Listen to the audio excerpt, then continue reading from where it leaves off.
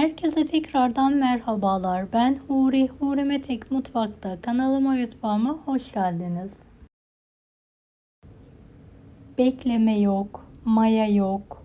Kısa sürede hazırlayabileceğiniz muhteşem bir dereotlu poğaça tarifi vermek istiyorum. Tarifimize hiç bekletmeden hamurumuzu hazırlayarak başlayalım.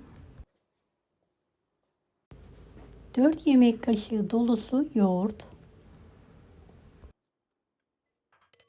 1 su bardağı tereyağı ve sıvı yağ karışımı, 3 adet yumurta, bir tanesinin sarısı üzeri için kenara ayrılır. 2 paket kabartma tozu, 1 tatlı kaşığı toz şeker, 1 yemek kaşığı sirke, pürüzsüz olana kadar karıştırılır. 3,5 su bardağı unu azar azar ekleyelim. 2 tatlı kaşığı tuz. Yumuşak, ele yapışmayan bir hamur hazırlayalım.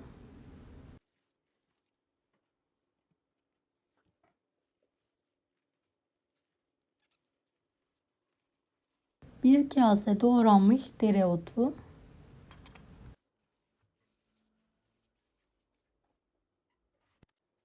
Evet, hamuru toparladıktan sonra tezgah üzerine aldım. Gördüğünüz gibi kıvamı bu şekilde olmalı. Mandalina büyüklüğünde bezeler kopartarak yuvarlayalım.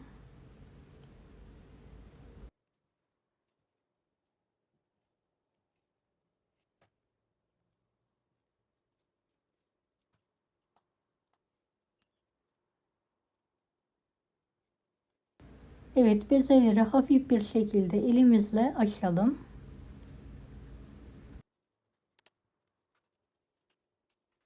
Videomu izlerken buraya kadar geldiyseniz yorum kısmına herhangi bir emoji bırakırsanız bana destek olmak için sevinirim. İç harcı olarak beyaz peynirli dereotu kullandım. Her birine pay ediyorum. Dilediğiniz iç malzemeyi kullanabilirsiniz veya sade olarak da yapabilirsiniz.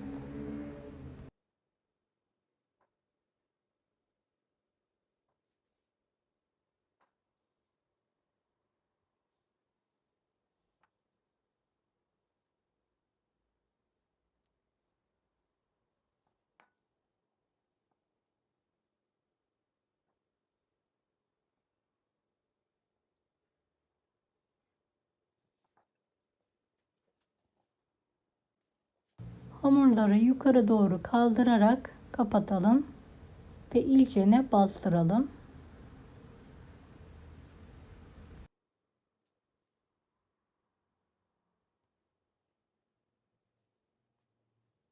Tüm hamurları aynı şekilde kapatmaya devam edelim.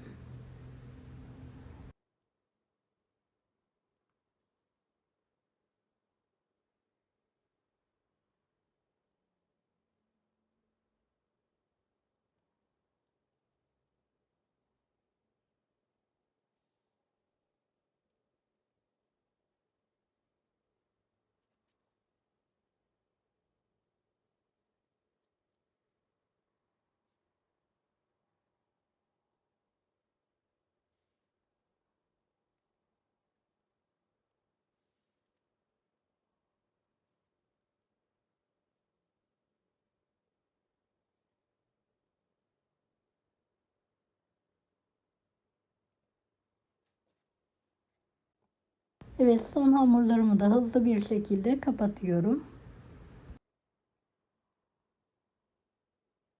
Poğaçaları dilediğiniz şekilde hazırlayabilirsiniz. Dilerseniz yuvarlak, dilerseniz ay şeklinde veya bu şekilde de hazırlayabilirsiniz.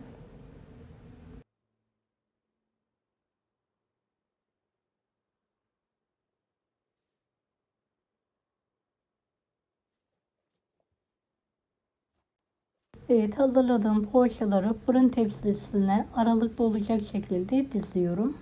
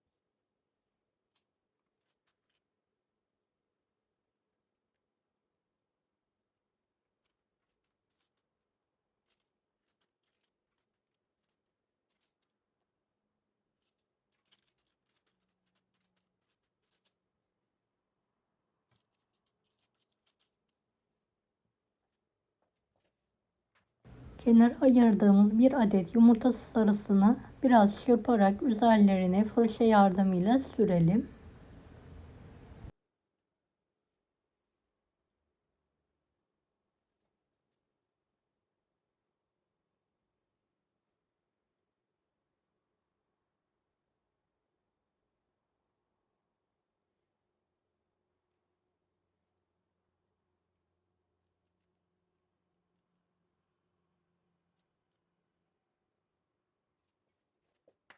Her birine çörek otu serpiyorum. Dilerseniz sade, dilerseniz de susam da serpebilirsiniz. Dereotu ve çörek otu birbirine gerçekten çok yakışıyor. Mutlaka kullanmanızı tavsiye ederim. Evet, poğaçalarımız artık hazır gördüğünüz gibi.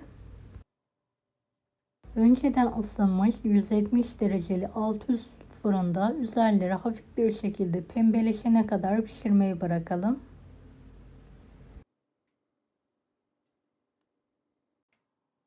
Evet, poğaçalarım nar gibi kızardı. Hemen fırından çıkartıyorum. Kendi halinde biraz ılımaya bırakıyorum. Evet, servise hazırlayabiliriz artık.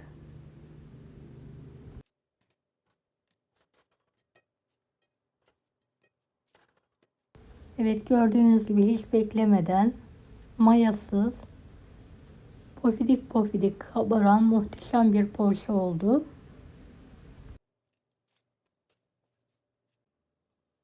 Bir tanesini bölerek yakından sizlere göstermek istiyorum. Gerçekten çok lezzetli. Deneyecek olanlara şimdiden kolaylıklar dilerim. Kanalıma ücretsiz abone olmayı unutmayın. Bir dahaki videolarda görüşmek üzere. Allah'a emanet olun. Hoşça kalın. Daha farklı tarifler için bunları da izlemeyi unutmayınız.